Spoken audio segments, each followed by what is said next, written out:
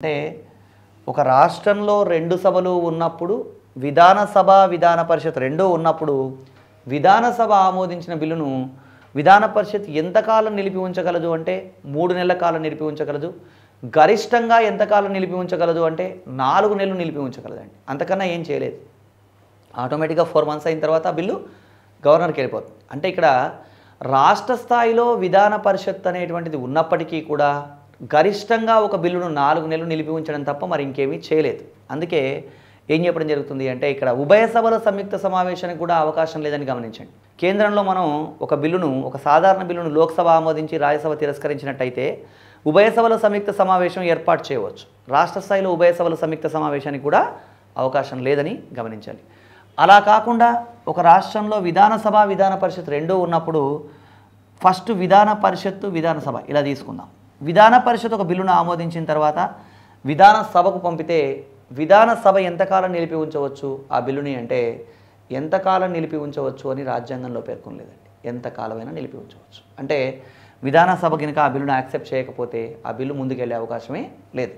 అంటే ఇక్కడ మనం అర్థం చేసుకోవాల్సిన విషయం ఏంటంటే రాష్ట్ర స్థాయిలో విధాన పరిషత్తు మ్యాక్సిమం చేయగలిగితే ఏం చేయగలుగుతుంది అంటే ఒక బిల్లును 4 నెలల కాలం నిలిపి ఉంచగలడం తప్ప ఇంకేమీ చేయలేదని గమనించండి. అందుకే ఈ ద్విసభ విధానంలో రెండవ సభను గురించి వ్యాఖ్యానిస్తూ ఏమంటారంటే దీన్ని చేతికి 6వ వేలు బండికి 5వ చక్రం, 6th finger of the hand, ఇక్కడ 5th wheel of the vehicle అని చెప్తారు. ఇది అంటే ఇది అవసరం లేదనే భావన కూడా ఉందండి.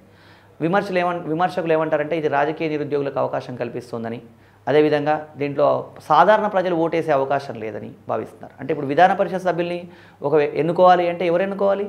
గ్రాడ్యుయేటో, టీచరో, ఎమ్మెల్యేనో, ఎంపీటీసీయో, జెడ్పీటీసీయో అయిన వాళ్ళే ఎన్నుకోవాలి. అంటే ఒక సాధారణ పౌరుడు విధాన పరిషత్ సభ్యుడిని ఎన్నుకోవచ్చా?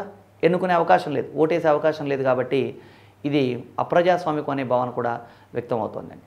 రెండవ పాలనా సంస్కరణ సంఘం 2005వ సంవత్సరంలో ఏర్పాటైనటువంటి వీరప్ప మొయిలీ ఆధ్వర్యంలో ఏర్పాటైనటువంటి రెండవ పాలనా సంస్కరణ సంఘం ఏం చెప్పింది అంటే విధాన పరిషత్ను అన్ని రాష్ట్రాల్లో ఏర్పాటు చేయాలి.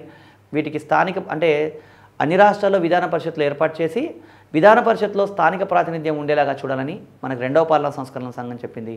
నరేంద్ర మోడీ ప్రభుత్వం ఇటీవలి కాలంలో అన్ని రాష్ట్రాలకి లేఖలు రాయడం జరిగిందండి. ఈ దేశంలో ఉన్నటువంటి రాష్ట్రాల్లో సగం కన్నా ఎక్కువ రాష్ట్రాలు విధాన పరిషత్ కొనసాగించాలి అంటే కొనసాగించాలని, ఒకవేళ దేశంలో ఉన్న రాష్ట్రాల్లో సగం కన్నా ఎక్కువ రాష్ట్రాలు విధాన పరిషత్ కొనసాగించాల్సిన అవసరం లేదని కనుక భావించినట్టయితే విధాన పరిషత్ అనే వ్యవస్థను రద్దు చేయాలని ప్రభుత్వం భావించింది. ఇప్పుడున్న కండిషన్లో విధాన పరిషత్ కొనసాగడానికే బాగా అవకాశం ఉందని గమనించాలి. ఈ టాపిక్ చాలా చిన్న టాపిక్, దీంట్లో అడిగే ప్రశ్నలు కొంచెం డిప్లొమాటిక్ కావడానికి అవకాశం ఉంది. కాబట్టి అభ్యర్థులు కొంచెం జాగ్రత్తగా ఈ అంశాలని గుర్తుంచుకోవాలి.